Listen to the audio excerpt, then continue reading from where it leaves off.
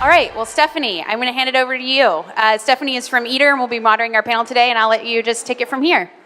Hi, everyone. I'm Stefanie Tuder. I'm a senior editor for Ayr New York. And today we're going to try to answer the question for you of what can tech do for restaurants? And we have a great panel, a varied panel, and I'm going to let them all introduce themselves. Hi, everybody. I'm Ben Schneider. My wife Zoe Kim, and I own the Good Fork restaurant in Red Hook and Insa, the Korean barbecue and karaoke place in Gowanus. Hi, my name's Ayr Muir, and I am the founder and CEO of Clover Food Lab. We're a restaurant company in Boston. Has anybody here ever eaten at Clover? All right, a few of you. Awesome. So we have about a dozen restaurants in Boston. It's fast casual, and one of the things we do we really couldn't do without tech, and we wouldn't be able to run the business this way, is the menu changes a lot, like day to day and week to week. So about 80% of our menu changed over the course of a month so that we can feature what's coming from farms, and the only way we're able to pull that off is with tech. Awesome. Good afternoon, everybody. Thank you for being here on a Saturday and dedicating your Saturday to us. My name is Deepti Sharma. I'm the founder of FoodtoEat. We're a corporate catering concierge service where we partner with immigrant women, minority-owned food businesses. We essentially take over their sales and marketing for catering and help them get catering jobs at large corporations. And the idea is to get corporates to be more diverse about where they're purchasing their food from for meetings, for large events. And I'm also the founder of Bicky, where we aggregate restaurant tech data to help them parse and understand their customers better. Hi, everyone. Naama Tamir. I run and operate and own with my brother Lighthouse restaurant in Williamsburg and Lighthouse Outpost in Manhattan. Hi, everyone. My name is Jennifer Farah. I'm the co-founder and CEO of SproutsIO. We develop a system for growing produce outside of soil, and we actually have a setup here next door. So if you want to come and check us out, we're actually creating some really beautiful bites with our chef partner, Chef Suzanne, from the Entitled at the Whitney Museum. Stop by. Hi, everyone. I'm Jake Levine. I'm a product manager on Square for Restaurants. Square does a bunch of different things. It started out as a payments company. Today, we build points of sale products as well, and I'm working on the point of sale product for restaurants. Well, thank you all for being here. In speaking with all of you this week, I wanted to start with you, Ben, because out of everyone here, you were definitely the most tech resistant. And so I want to know what kind of changed your mind about tech in restaurants. I'm one of those people who probably shouldn't even be at this event because I'm afraid of technology, and I don't even know how to do a link in an email kind of thing. And so when we opened our first restaurant 13 years ago, which is a little while ago now, there were obviously at that time point of sale systems available at a lot of restaurants. In fact, most, I think, were using them already. I decided it would be way cooler and more romantic if we used written paper tickets like a diner. I thought it would be sort of more personal and more genuine to the customers. And so we started the restaurant with these paper tickets, and I doggedly stuck to that for a little over a year. And then after I realized sort of the 75th time my best waitress who was dyslexic charged 19 cents for the chicken dish because she was always doing the math wrong, even though she was an amazing server, I realized it was time for me to get real and do a point of sale. So I'm one of those people who comes into it reluctantly, but I have to say that these tools in a restaurant actually end up improving the whole experience because it means that there's more personal time at the table because you spend less time in the back of house kind of adding things up. So that's just a minor example of kind of the integration that all of us, I think, are involved with in terms of technology and efficiency. I do want to say, though, that as we communicate so much digitally, we do have to keep an eye on the fact that the real experience is in person. Restaurant eating out is about being together with the people you're eating. And it's about a relationship and hospitality between the restaurant and the customer. And sometimes I get worried about the amount of kind of chatter that happens about food in the digital sphere, and will it detract from that experience. So. Naama, I know you've spent a lot of time thinking about that, and Lighthouse's mission is really people-driven. And so I'd love to hear you speak about how you stay true to that mission while involving tech. So I very much agree with you, Ben. I think that technology is occasionally, or very often rather, interferes with our everyday connectivity, looking in people's eyes, really taking the time to break bread and sit together and make time for each other and digesting and everything that comes with that. But it also, we sort of like look at the technology as giving us wings rather than sort of these crutches. And it does allow for our server to spend more time with the tables, to talk to them. So we will never sort of bring you the iPad to the table. But recently we have started working with Square, and we have this kind of like payment device. So we're able to really utilize the technology to make everything more efficient and to create more connectivity, to like have the time to spend with people, to see what they're really after when they're coming in to dinner or brunch or whatever it is. And how have customers been responding to payment at the table like that? It's a very European model. Well, I mean, currently, because it's so innovative, it's really exciting. Everyone's looking at it going, whoa, what's that? And it's fun, and we call it our little Odyssey 2001. And we make all these little jokes like, the future is here.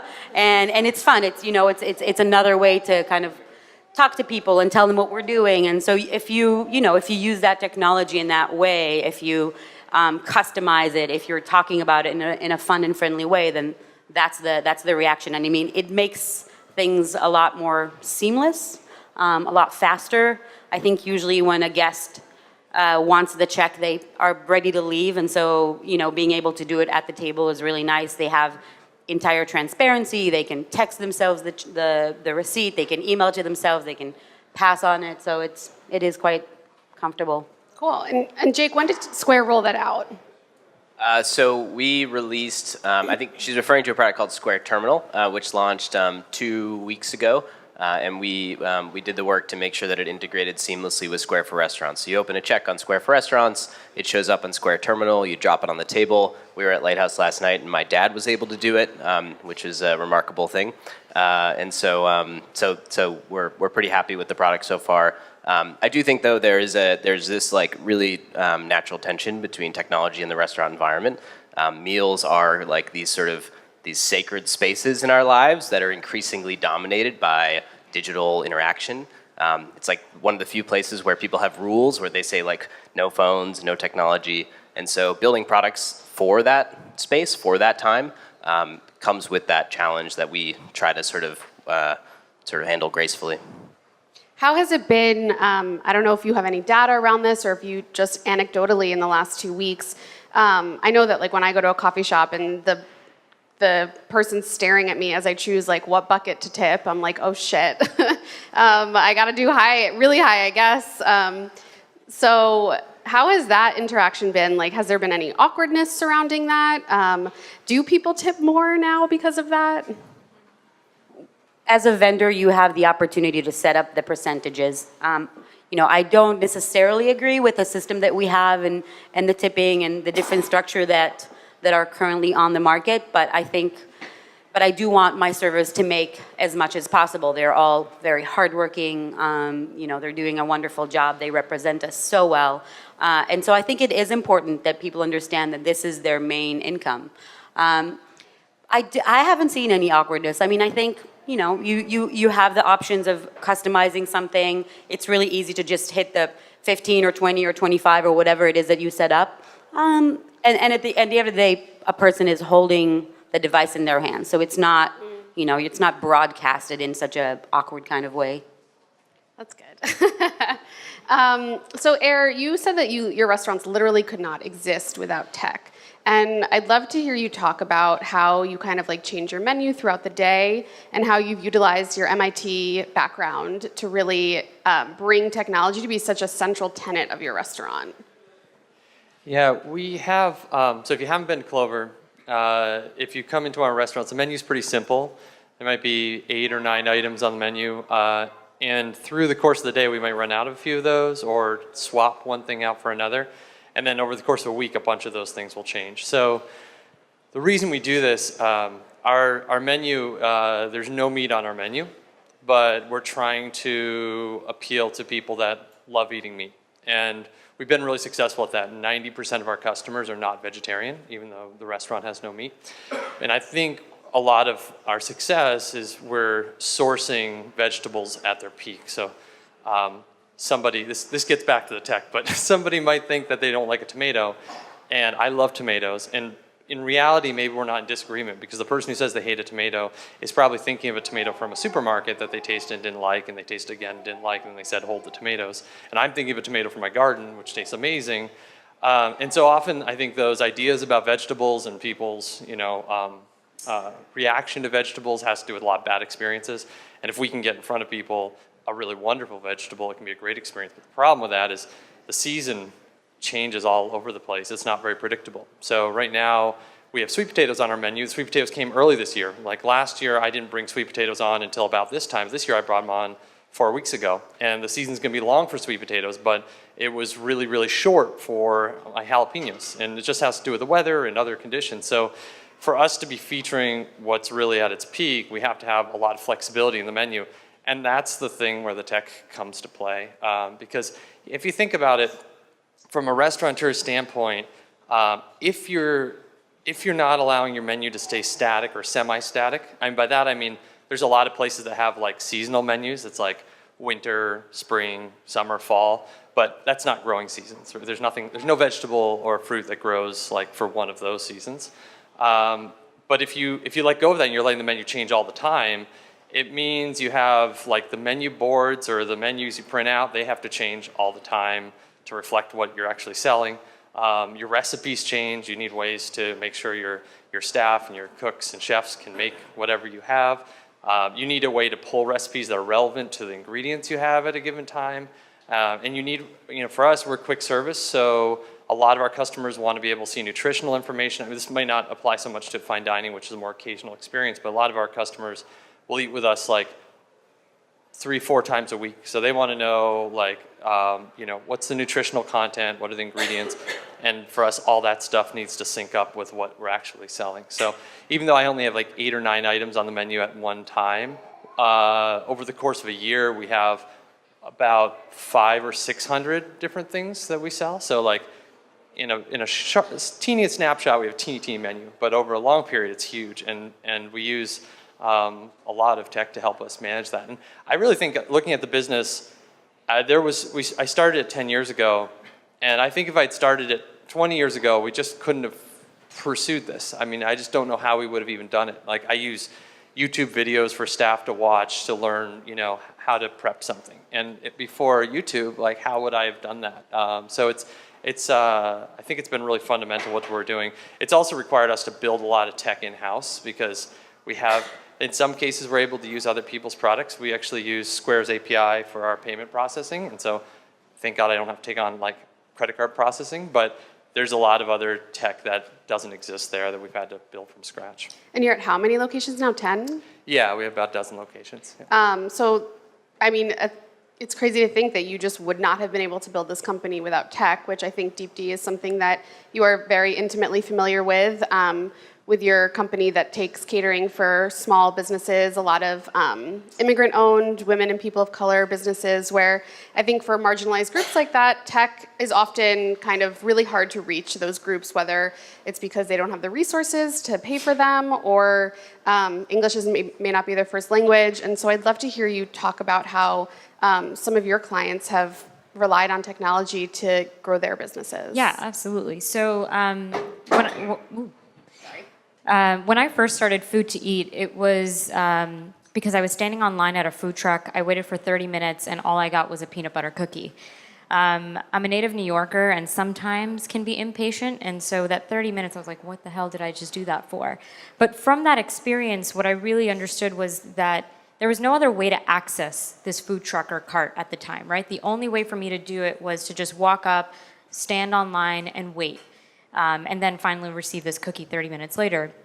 And instead of just saying, well, I need to create a company, an online ordering platform for these food trucks, what I did was I started talking to a lot of these food truck and cart owners, and what I saw was they were immigrants, they were people of color, they were women, they were people like me.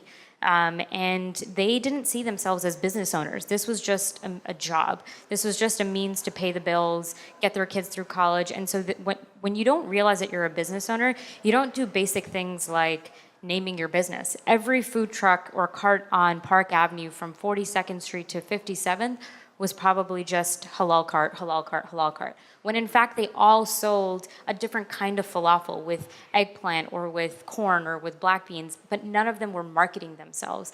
And so for me, what was interesting was here's a group of people that make amazing food. They are food makers, they are business owners, but they don't see themselves as that. And so for us, the beginning of our journey started with just educating them by allowing them to use technology that they already had and implementing it in small ways that could help impact their business. And that's when we started FoodtoEat. FoodtoEat was, generated out of that.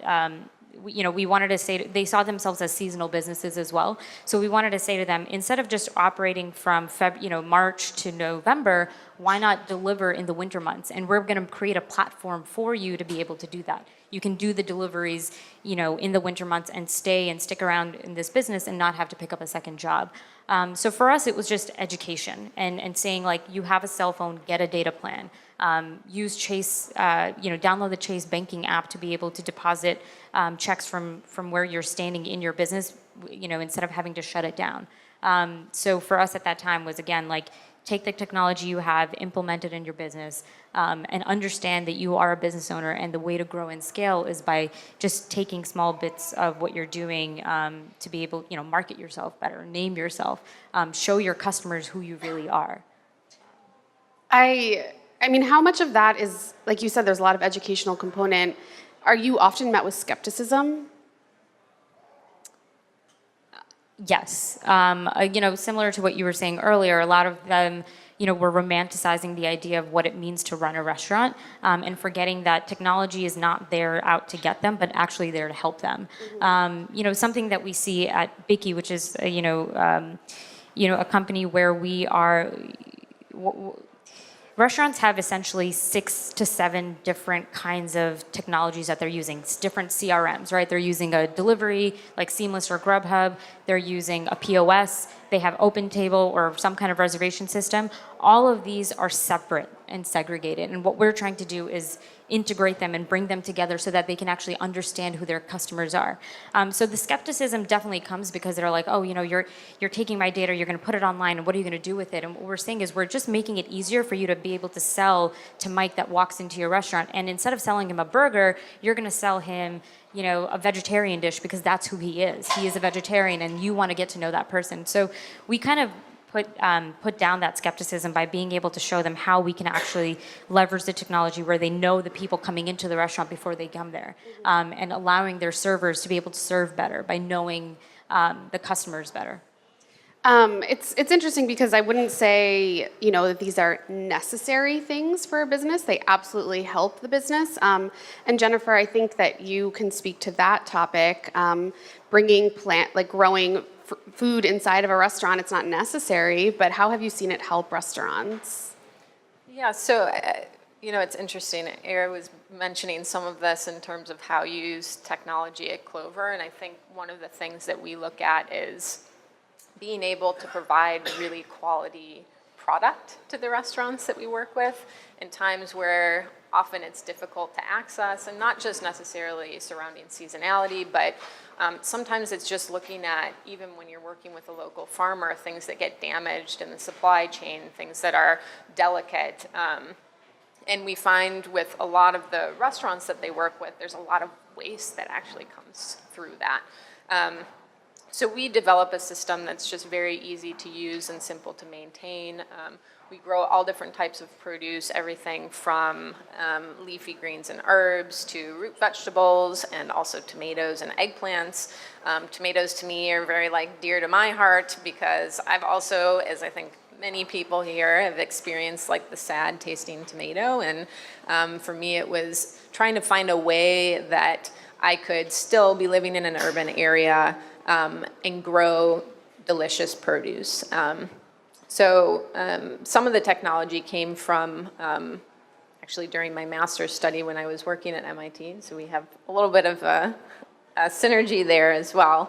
But it was trying to find a way to enable people to grow produce successfully and also not have the kind of guilt that sometimes people have around growing plants, where we get lots of people who write into us and say, you know, I have a black thumb, I kill everything I try to grow, including the chefs that we work with, because what we found is there's a number of chefs, even here in New York City, in Boston, a number of the places where we work, where they're trying to actually grow produce and things that they found they're having difficulty sourcing, finding that they're not fresh when they come to them.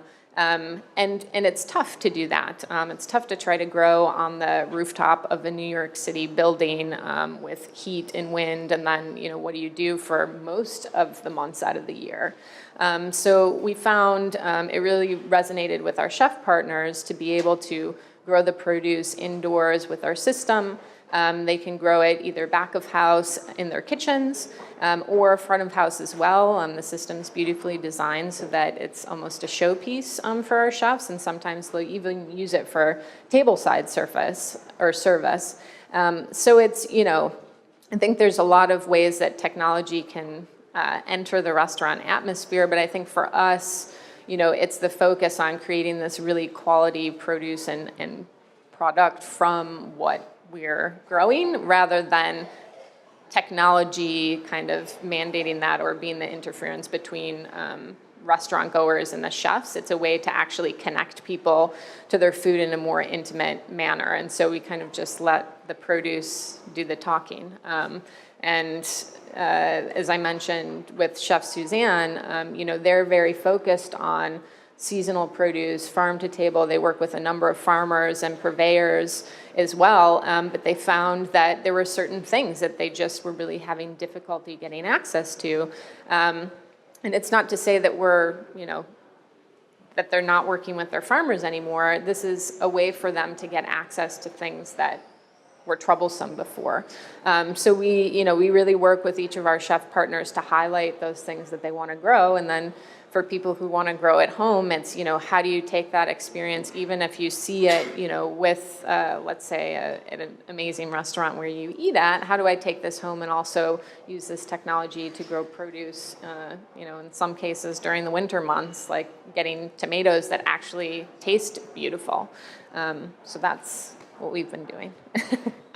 It's so interesting to me how you talked about, you know, how technology, you know, it's trying to use it to create intimacy between people. And so something we talked about this week, Ben, and that I'm sure many of you can touch on, is social media, which I think is kind of, you know, the boon and bane of a lot of your businesses. And so how do you cut through the noise? Because there's a lot of it.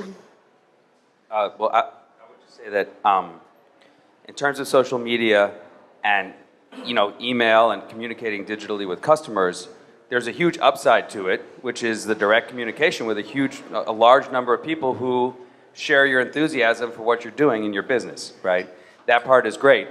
At the same time, there's this whole shift in the culture as far as how we talk about and evaluate restaurants. It used to be that the major publications like the New York Times, they held, you know, there was sort of one critic there who really was the sayer yes or no on what's good and what's not. And I don't think that system was great. I think that was too stratified. But the thing we have now also has its problems where, excuse me, there can be a lot of negativity in the digital sphere, and you're working your butt off and you don't get it right every night. But, you know, I mean, a lot of us, I don't know about other restaurateurs, but you just can't look at Yelp at a certain point because you'll just become an emotional basket case, you know, because you're working really hard to try and have a great restaurant, and I feel like we do have 2 great restaurants, but the amount of vitriol that you find online sometimes is shocking. And it does, I think, kind of take away a little bit from the art of criticism and the art of talking about food.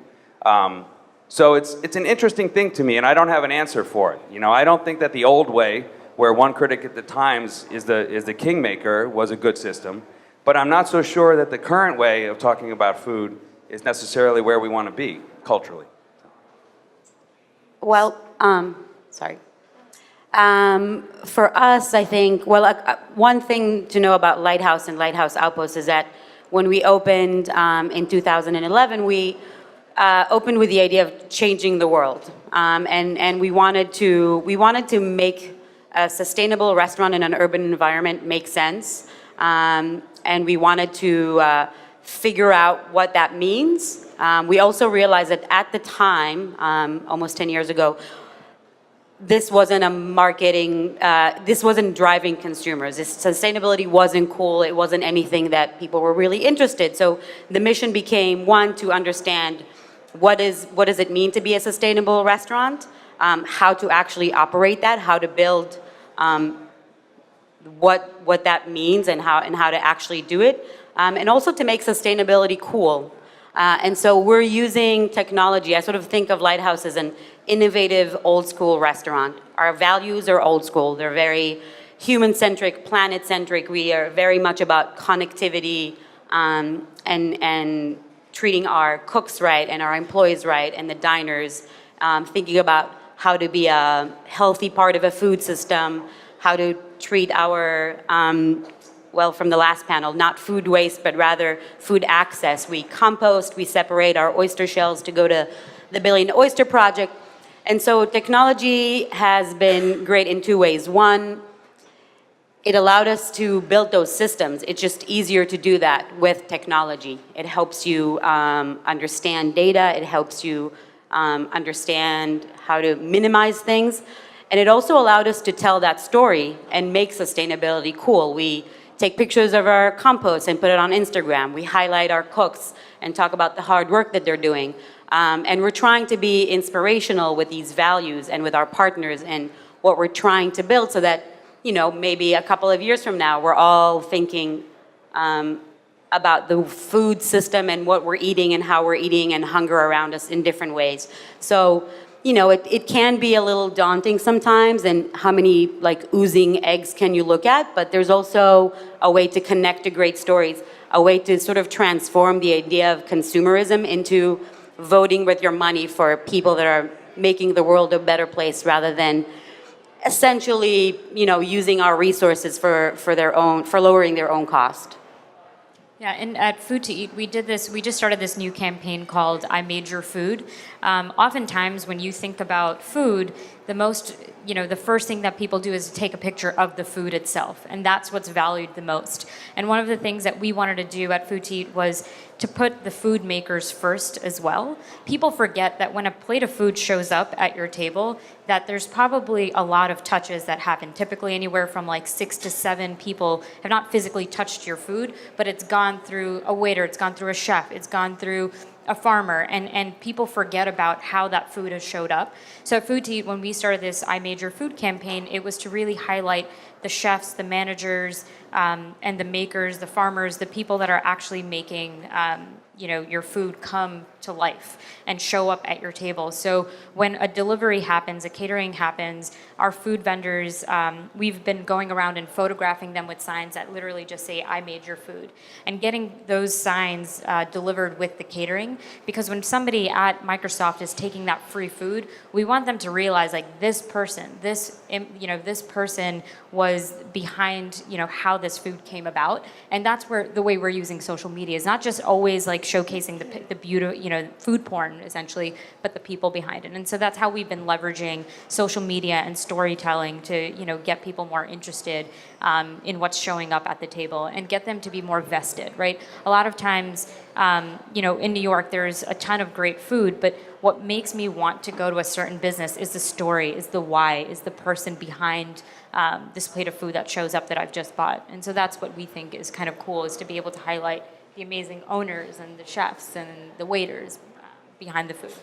And I was going to add on to that in terms of the kind of aspect of highlighting what actually goes into the dishes. I think that that's a really key kind of part, because people want to know, what's going into their food, the people behind it. Also, like literally, like how the food's grown, making that more transparent to people.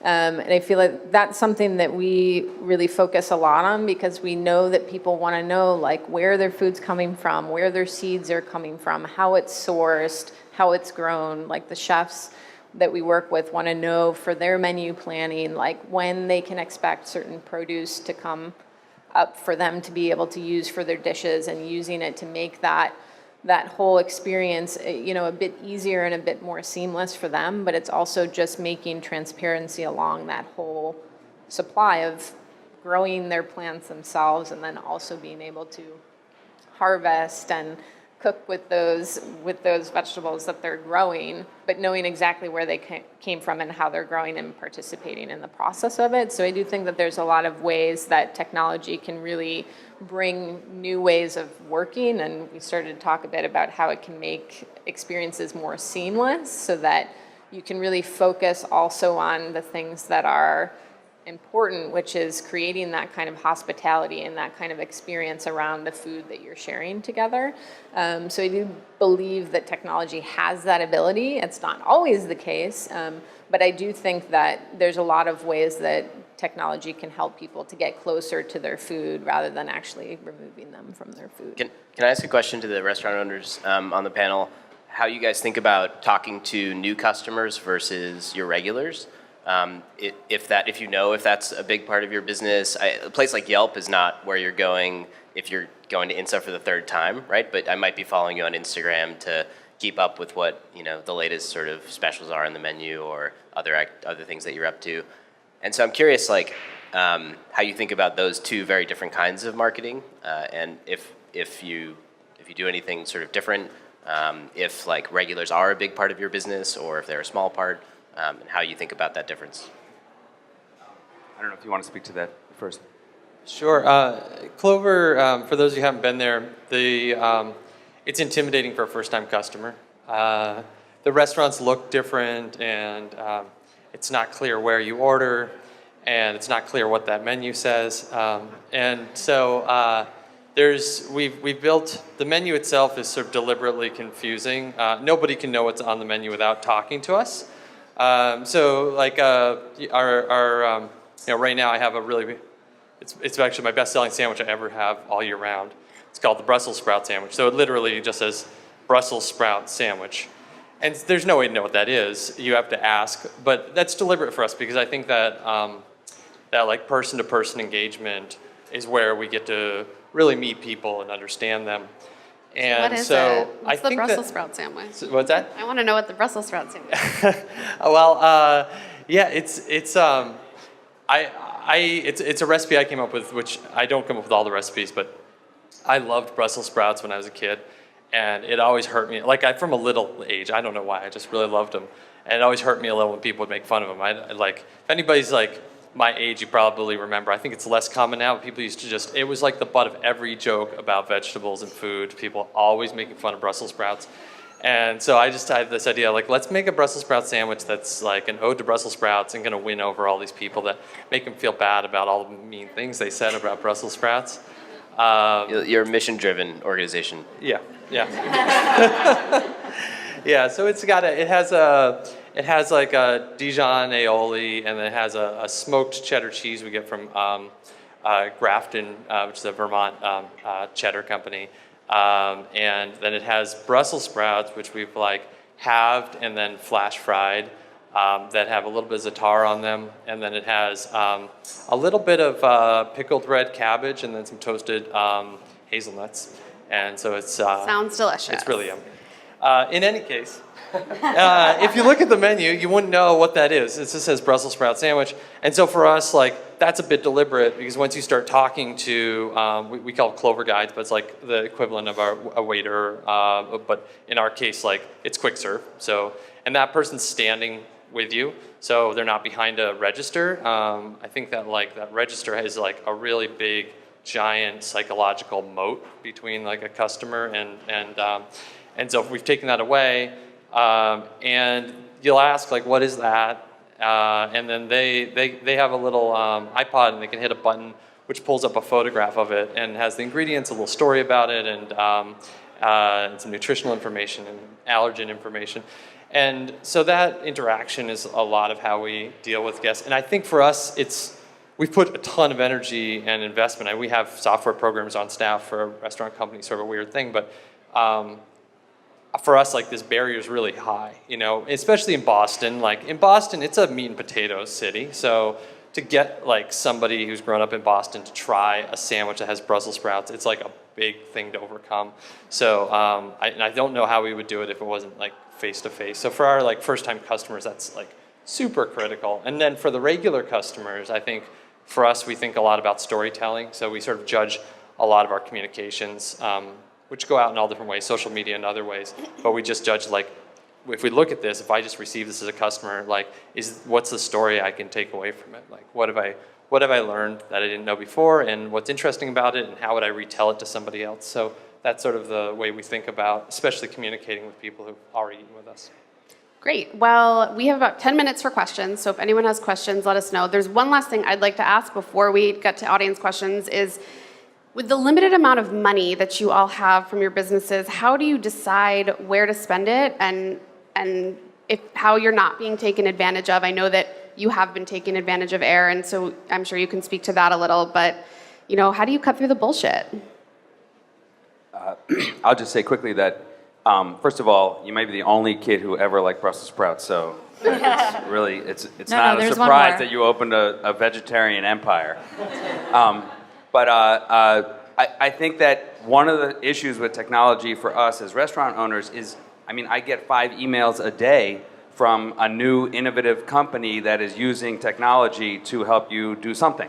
And sifting through that is almost impossible. I kind of just get paralyzed and I can't really even look at them. So, you know, being in this company is great because it really shows you, you know, when you have a personal interaction with people who are doing that, it's a lot easier.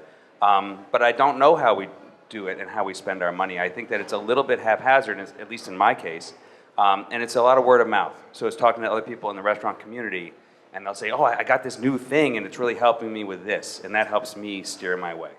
Cool. Do you want to talk to us quickly about your experience? Well, we were talking beforehand, and I was asked the question, is there ways that technology can harm you? And and the thing that jumps to mind is, one of my, like, somebody who worked for me signed up for some, I can't remember what it was called, like Meal Plan or Meal Pass or something like that. Yeah, Meal Pal? Okay. And it was like, they signed up for it, I didn't know. And so all of a sudden, one of our restaurants was receiving Meal Pal for like 2 weeks. And it was just so destructive. I mean, I found out about it, we shut it down. But what this is like, from a customer standpoint, you sign up for this pass thing, and it's like, your meals are $5 instead of $8 or $9, right? So that's great, you get a lot of value. And you have like a certain number of restaurants you can go to, and you show up and you get your meal. But what happened to us is, you know, one, they were able to sell a lot of people on Meal Pal because they put Clover on it, right? That wouldn't have signed up for it otherwise. So, and then number two, we had customers who are regular customers come in like daily, who then signed up for Meal Pal. Well, like once we pull out of Meal Pal, they're not coming to Clover anymore because they're only going to go to the restaurants that are in Meal Pal. And part of why we pull out of it is because the amount of money we're making for each sandwich is like really, really low, because this, like, you know, Silicon Valley tech company wants to like insert itself between the customer and the restaurant and take a wedge of dollars without really delivering any value to the restaurant. So I think there's a whole lot of those kind of business models right now. It'd be a delivery, order aggregation, things like that, which, you know, if you back up and look at them, they're really destructive for the restaurant economics. But, you know, it's easy to get caught in them, you know. I can see a lot of people getting caught in these. And I think they're a little bit scary because there's so little profit anyway. And a lot of our industry is full of people that are, you know, either like not really sophisticated with tech, or just so busy. They're just not even, you know, thinking too hard and running the numbers and doing the analysis. So I'm sort of curious to see what happens over the next 5 years, because there's just a swarm of companies in my mind that are like parasitic leeches, and they have a lot of money backing them. So it's curious. It's the new Groupon model that everyone's just, that's been really interesting for us as a part of our educational process. We came up through a lot of restaurants that were signing up for Groupons or Meal Pals, and it was a lot of restaurants not even understanding, mom and pops not understanding the economics of what it actually costs for them to make this sandwich and make it profitable. And so when I think about creating any food company, right? So I started FoodtoEat, and my second company, Bicky, I've always put, and I've come from a family of restaurant owners, so for me, what's most important is thinking about what actually is important for the restaurant and talking to the restaurants. A lot of people that create these Groupons or the Meal Pals aren't actually spending time talking to restaurant owners and understanding what it is that they need. They'll create a piece of technology and just throw it at them and say, you need this, and send you 50 million emails saying that they're the best thing ever since sliced bread, but they're not, right? At the end of the day, it's for us, it's about talking to as many restaurant owners as possible and creating technology that actually works in their space as opposed to something that's easy for us to create. Right. And that's really important, is creating something that will help them, but also is easy for them to use within the space that they already have. Great. Let's get to audience questions. I think a really strong takeaway for me so far is that technology really helps you guys soar when it helps you tell your stories. So that's cool. Audience question. Hi. First, thanks for speaking today. It's been really helpful. I'm Colleen from PathSpot. We make a hand scanner that detects indicators of pathogens that cause foodborne illness. And in partnering with restaurants, what advice do you guys have about how to make new technology feel approachable to everyone in the restaurant, from the general manager to someone that's preparing food? Well, I guess one of the first thing is really to make a pitch short and easy to understand. Make sure that the time taken from a truly busy person running a restaurant or a few is crucial. To try to understand how you can incorporate that with other things, so that we're really not going in on different kind of like apps and things all day long. That the more things are centralized. And the faster, the easier the process will be, the more successful something like that would be. I think one really quick thing is a lot of tech in a restaurant context. What matters most to operators, like how does it perform in the worst possible context? Not, I think a lot of things are pitched in like the best possible, but we're often dealing with the worst, and that's also when it really pisses you off when something doesn't work. So, whatever that is, like really high volume or internet's down or water splashes on it, or we're dealing with a lot of really tough environmental situations in restaurants. I would say go eat at the restaurant and then pitch. Ask for the manager or the owner after you've had a meal there, if you can do that, and don't show up right before service starts. Anyone else? Someone back there. Over here. Yeah, hi, Rick Smilo from the Institute of Culinary Education. I was wondering if any of you knew of initiatives to help Yelp or convince Yelp to, say, edit some of the results or the information to make it more honest. And at the same time, I wanted to point out, and maybe this is a Eater article, I do know that if you talk to their customer service department about a particularly bad review information and you can prove it was fake or biased, or they'll take it down. And I don't know, I can't say exactly what the criteria is to do that, but it's something I bet a lot of chefs and restaurateurs don't know about. For restaurant owners and I guess service providers, Yelp is annoying. People, unfortunately, are more driven by negative experiences than positive. It's a weird thing. I don't know. I was brought up, and my dad said, if you have something nice to say it out loud. And I cringe at the thought of hurting someone's feelings. But we are in this time where, I don't know, people get so angry, and I've responded to sort of really angry ones, mostly to try and understand what was it, because I genuinely know that we work so hard to make someone's experience absolutely exceptional.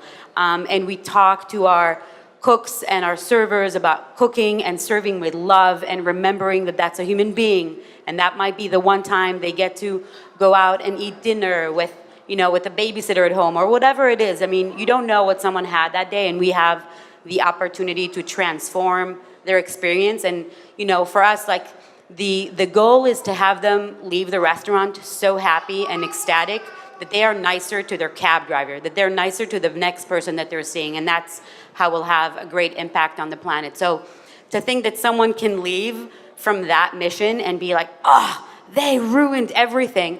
I want to understand how that happens. And so I've, occasionally talked to people. It's just, it's hard to figure out what it is. But I think that overall, if you're a good restaurant, if you know what you're doing, if you're cooking good food, if you take the time to educate your staff, then the overall reviews are going to be good. I think that's overall going to show. And as smart consumers, we have to sort of read between the lines. You can tell when someone's just outraged about not a lot, or just sort of rambling about something. I occasionally look at how many other awful reviews they have. It's you just have to take these things with a little bit of a grain of salt and not really pay that much attention. Great. Well, thank you all so much for coming, and thank you for chatting with us about this.